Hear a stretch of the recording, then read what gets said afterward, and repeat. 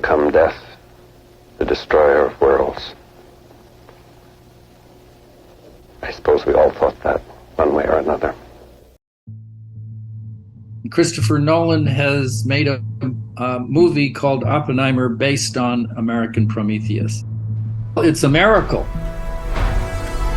The world will remember this day. There were other people who attempted to do a film. No one was successful. It was too complicated a story for Hollywood to grapple with. One day in September 2021, I received a phone call saying that Christopher Nolan wanted to talk to me. This was a surprise. In February, he gave me the script and sat me in a hotel room and walked out and said, take as long as you need to read it, 180 pages. But I was very pleased. It was heavily based on the book. We're in a race against the Nazis. Well, the film is very powerful. He is America's most famous scientist in 1945 and introducing this atomic age to humanity. Then 9 years later, he's tried in a secret trial, in a security hearing, and over a month he's interrogated and then stripped of his security clearance. And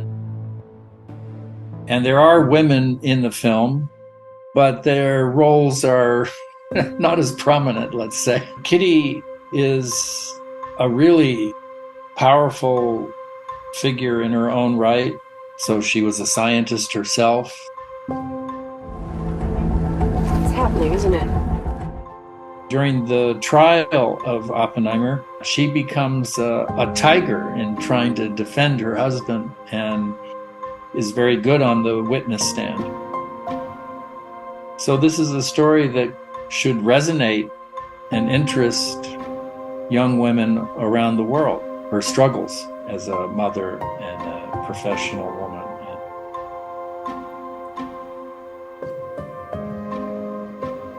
Marty and I worked on the book all together 25 years. Marty, 20 years. He did more than 150 interviews.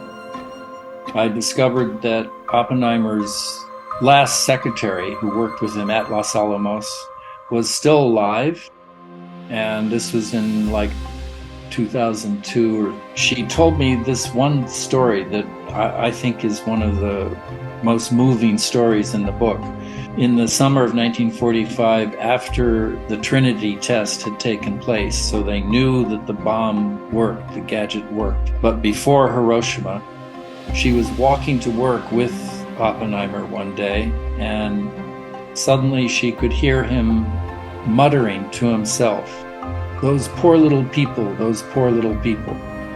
And he looked at her and he said, "Well, we now know the gadget works and it's going to be used on a whole city.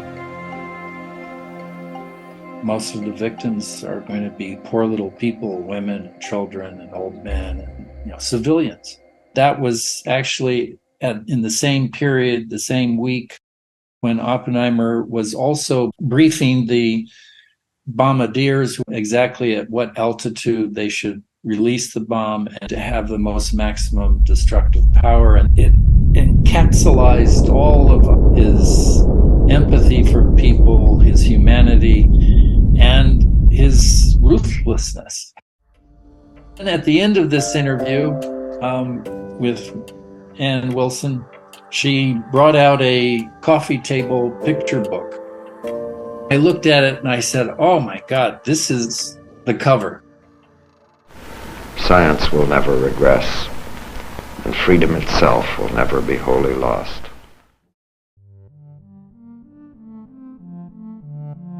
I was so pleased that Nolan focused heavily on the 1954 trial that Oppenheimer went through and his relationship with Louis Strauss, his opposition to the hydrogen bomb. It explains to an audience that largely has forgotten all of this history, the importance of what happened during the McCarthy era. in the 1950s. So now the race is against the Soviets. Not unless we start it. Robert, they just fired the starting gun. Biography is actually, it's the best form of history. But the problem is that every life is very complicated. Even after the book was published, there are mysteries about the poison apple incident, his emotional crisis when he's 22 years old in Cambridge and what happened. There's the mystery about, how close to the Communist Party was he in America? Was he a member or just a fellow traveler, as they say? There's a mystery about what happened to him in the 1954 trial. I have a friend here in New York City who is working on a biography of a Chinese woman who was a physicist who knew Oppenheimer, was a brilliant physicist. Unfortunately, she died before I came onto the project. She was never working in Los Alamos, but she had studied with Oppenheimer. As I understand it, she probably should have won the Nobel Prize for some of her work. And we're a world drenched in science and new discoveries and technology every day. And it's a human story because it explains the dangers and the danger of being too complacent about nuclear weapons. Resonates very well to our times.